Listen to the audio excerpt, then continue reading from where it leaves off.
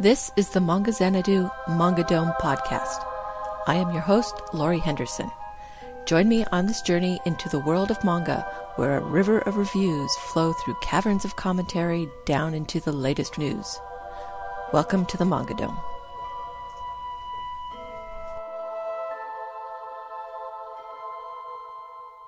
Episode 45, Prickly Pears. The weekly wish list. Well, I guess this week I saved some money. There's only one title coming out this week that I'm looking forward to. Knights of Sidonia Volume 7 from Vertical. Volume 6 left off on a bit of a cliffhanger, so I'm looking forward to see where things go in Volume 7. In the news, Crunchyroll Corner. Crunchyroll announced another new addition to their manga streaming service. Sunrock Ken is about teenager Ken Kitano, who follows the girl he loves, Yumin, to Seoul, Korea. Because of Ken's strong spirit and immense fighting skills, he becomes involved and eventually leader of a gang, while Yumin becomes a police officer. It has action, comedy, drama, and romance, and the 20th volume was just released in Japan. Crunchyroll has started out with chapters 135, but there are also links to the first 3 volumes. Sunrock Ken was first licensed in English by J-Manga. That's probably the source for these back issues. Fans of the series just might be lucky enough to get the backlist. New manga from creator of Kendachi Case Files and Drops of God. The author of Kendachi Case Files, Drops of God, Sherlock Bones, and Bloody Monday, Shin Kibayashi, is penning another manga. Shinjuku DD will be a psychological suspense series about Inui Date, who works in a small medical clinic, and policewoman Maria Daigo as they deal with the outbreak of an incurable disease in Shinjuku's Kabuki-cho red light district. The manga is being created for MangaBox, an app that lets you read manga in Japanese and English for free. I really hope this title makes it to the English manga box. I really want to read it. The Genki Daisy creator launches new manga. Kyosuke Motomi has a new title launching in Shogakukan's Betsukomi manga magazine. QQ Sweeper is about Kyutaro, a boy who never wants to leave a speck of dust behind when he cleans. One day, he meets a girl who wants to be his apprentice. It is billed as a cleaning story of love and bravery, and will brush away all the soot of the heart. I'm sensing a trend here. In her last title, De Genki Daisy, her male lead, Kurosaki, was a janitor of Teru's school. Maybe she likes cleaning, or just dreams about it. Either way, the title will premiere in the April issue, on sale in March. The Top 10 Department, VizManga.com update. A flurry of new releases sweeps all but the strongest of the backlists off this week's Top 10. For the week of February 4th, 2014, The Kid with the Mask takes the top spot. Bleach Volume 59 debuts at number 1. Toriko, also from the pages of Weekly Shonen Jump, debuts at number 2 with Volume 20. The final volume of A Devil and Her Love Song, Volume 13, debuts at number 3, while Yu Yu Hakusho Volume 16 comes in at number 4 and is the first of 3 backlists to chart. Nura Rise of the Yokai Clan Volume 19 comes in at number 5, followed by former number 1 Naruto Volume 64, dropping 2 to number 6. Voiceover Seiyu Academy Volume 3 comes in at number 7, with the most recent reprint of Dragon Ball Full Color Volume 1 coming in at number 8. Tale of the Moon Volume 13 comes in at number 9, and Knights of the Zodiac Volume 6 ends the list at number 10. Bleach knocking Naruto off its pedestal isn't too big of a surprise. The newest volume usually charts and will probably be around for a while. It's nice to see Shoujo A Devil and Her Love Song and Voiceover make it to the list, while Yu Yu Hakusho and Knights of the Zodiac have become regular customers. I'm not going to say much about Dragon Ball Full Color. First, it's not the first volume of Dragon Ball, but it's Dragon Ball Z, which I detest, and the color aspect just doesn't thrill me. Can we please stop beating this poor dragon? A new series also debuted on the site this week. Dead Man Wonderland is a license rescue from the end of the Tokyo Pop days. It is a horror action title about middle school student Ganta Igarashi, who is sentenced to death after being framed for the deaths of his classmates by the mysterious Red Man. He is sent to the prison theme park Dead Man Wonderland, where his fight for his survival against the other inmates is also the entertainment for the masses. I wasn't interested in this title when Tokyo Pop released it, so I'm not interested in it now from Viz. Just the first chapter was gory, and with comparisons made between it and Gantz, I'm just going to have to take a pass on it. The New York Times bestseller list. It's another interesting shakeup on the New York Times bestseller list. For the week ending February 8th, 2014, just like on the Viz.com list, there is a new top title.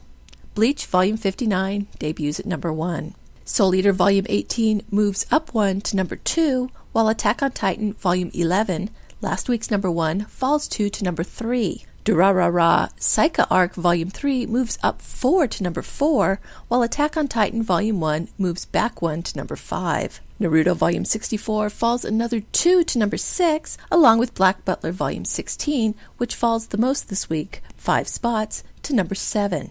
Dragon R Academy Volume 1 debuts at number 8, along with Kami-sama Kiss Volume 14, which comes in at number 9. Attack on Titan Volume 10 falls back another 2 to end the list at number 10. That's quite a split up of the list. Viz, Kodansha, and Yen Press all have 3 volumes each, and 7 Seas still has 1. I always like it when a shoujo like Kami-sama Kiss is able to sneak into the list of mostly action shonen titles. Kodansha's Titans are still standing like sentinels, and it will be interesting to see what happens with the new Titan titles that are released next month. I'm surprised to see Dragon R take over Monster Musume's spot. Can dragons beat monsters? Feature story: Prickly Pears. What can I say? I like romances where the leads are at each other's throats more often than they are gazing into each other's eyes, though I do enjoy those moments too. I see it as a sign of trust when a couple can trade barbs and still come back for more. So for Valentine's Day, I went looking for couples or potential couples like this. It wasn't too hard to come up with titles, and I actually had to cull my list by quite a bit, especially from Viz Media's Shoujo Beat line. Since there were so many to choose from, I also eliminated any out-of-print titles, so everything here is available in print, digital, or both. Alice in the Country of Hearts has different pairings for Alice with men with different personalities. In the main story published by Yen Press, Alice has the most difficult relationship with the Mad Hatter. He starts out acting like a real jerk to Alice, telling her how much he hates outsiders and thinks she's playing around with the other men too much. Alice immediately dislikes Hatter for this, and they end up bickering and fighting most of the time. They both deny they like each other when it is pointed out that their bickering is a sign that they care for each other, but of course they end up together in the end. I didn't think I would like them as a couple, but the way they were brought together at the end made it work for me.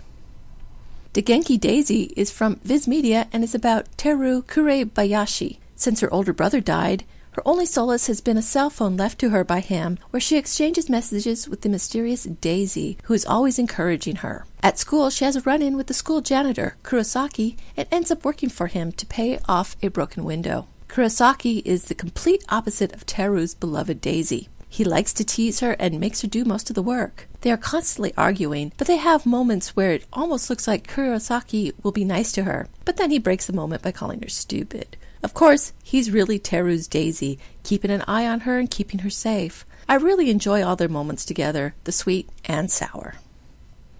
Missions of Love is from Kodansha and is about Yukina, novelist of a popular cell phone novel who is also not experienced in romance, as her classmates consider her the absolute zero ice queen. One day she finds the notebook of the most popular guy in school, Shigeru, and learns he's been getting all the girls in their class to confess to him. Yukina decides to use him to learn more about love and romance by making him do missions, while he has declared he will make her fall in love with him. It's a contest of wills where the two are always baiting each other with their own agendas, but just beneath the surface they are both starting to feel something for each other. I love the first chapter of the series, and even with a jump of 4 volumes, I'm still enjoying Yukina and Shigeru, especially now that the sexual tension is coming into play. Toradora is a romantic comedy from 7 Seas Entertainment.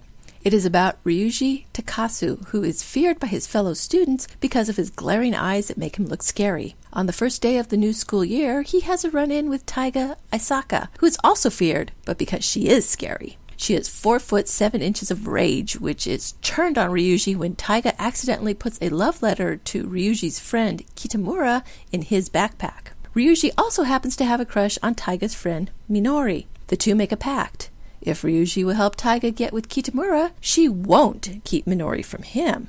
Taiga and Ryuji are always fighting, sometimes literally, and it's more because of Taiga's pride that she is constantly putting Ryuji down. He still sees her more vulnerable sides and puts up with it. I didn't care for this initial volume, mostly because Taiga was so abusive of Ryuji, but they do look cute together when she isn't being angry or embarrassed. Who are your favorite couples who love to bicker? Leave me a comment and let me know. Thank you for listening to the Manga Xanadu Manga Dome podcast.